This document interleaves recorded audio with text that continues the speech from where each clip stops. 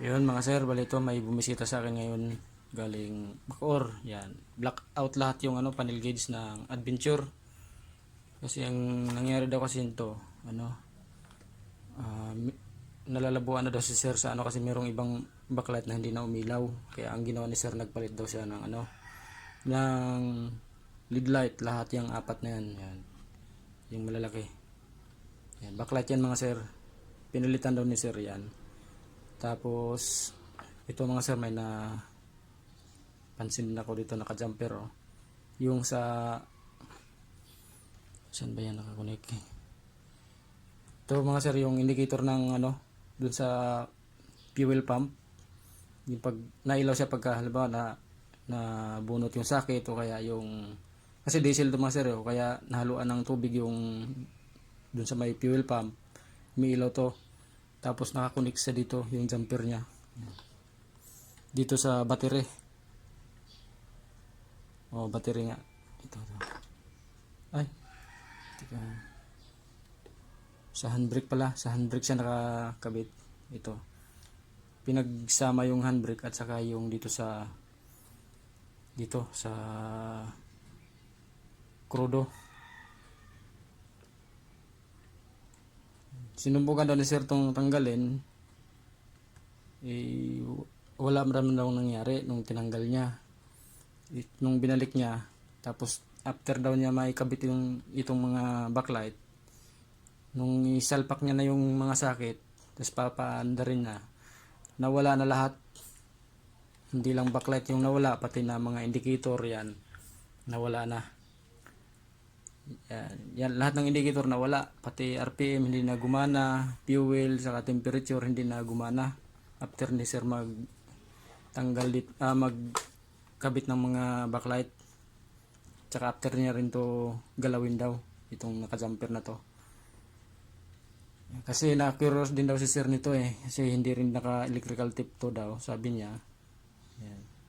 Si sir na nga raw naglagay ng electrical tip nitong isa, yung isa hindi pa nalagyan. Yan. So, nung after daw ikabit ni sir lahat yan, wala na, hindi na daw gumana lahat. Backlight, yung mga indicator, tapos yung gauge na yan, fuel, temperature at saka RPM, hindi na raw gumana lahat. Ngayon mga sir, i-check natin to kasi blackout lahat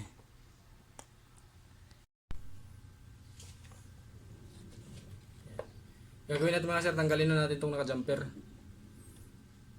Subukan muna natin tanggalin to.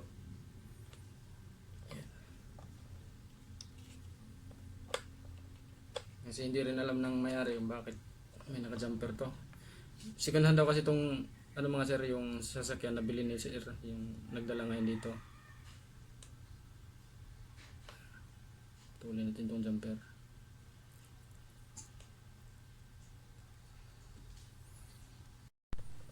Yan mga sir, tinanggal ko na yung jumper mga sir. Bali, ang ginawa pala nung naglagay nitong jumper na to, hindi pala sa handbrake nakasama yung hindi pala sa handbrake nakakabit yung isa. Yung nangyari, yung indicator ng ng sa krudo, sinabay niya dito sa indicator ng battery. Yan. Magkasabay sila.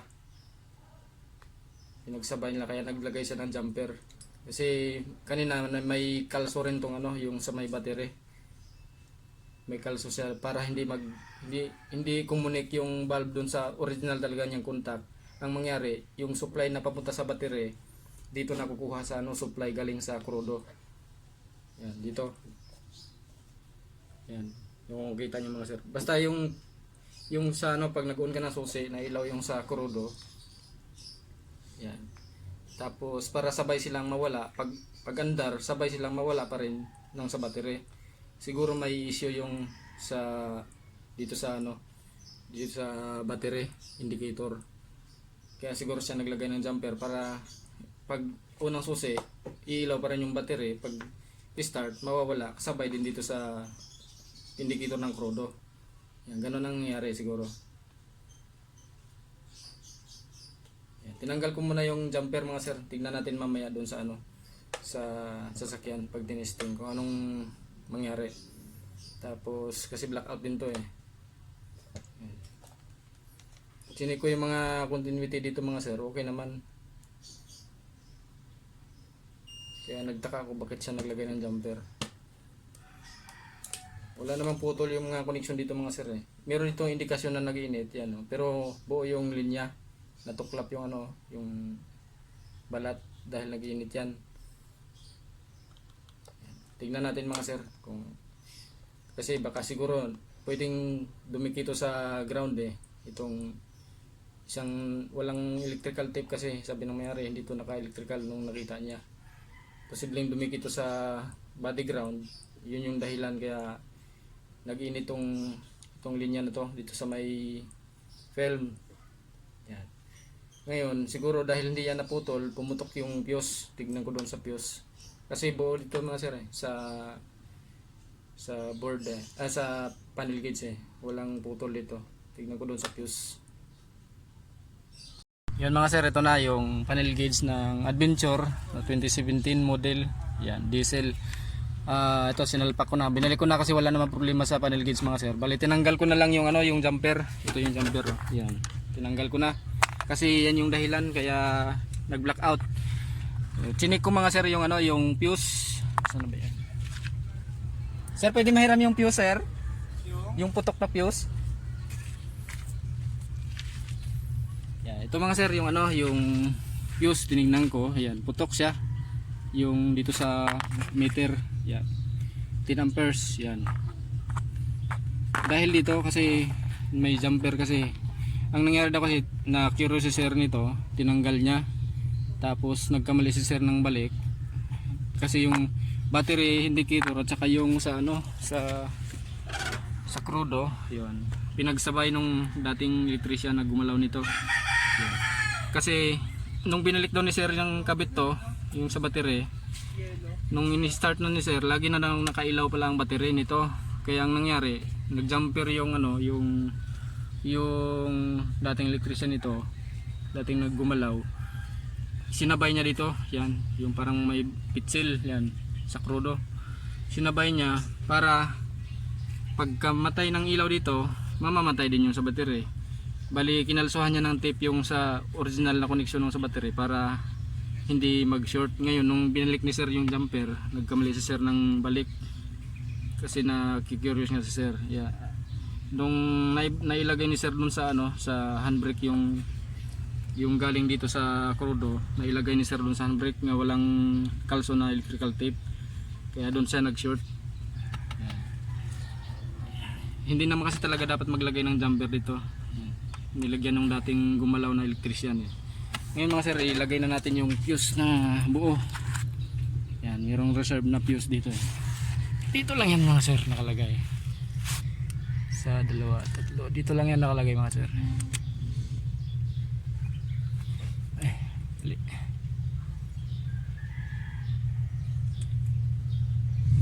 Yan.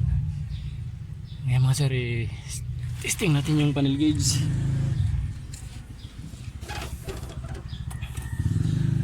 Walang battery.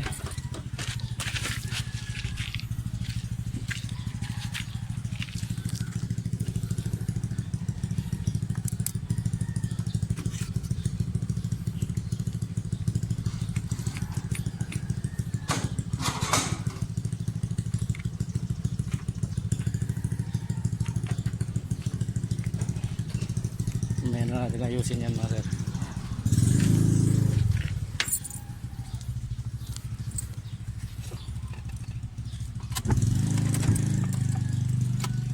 Ito na sir oh.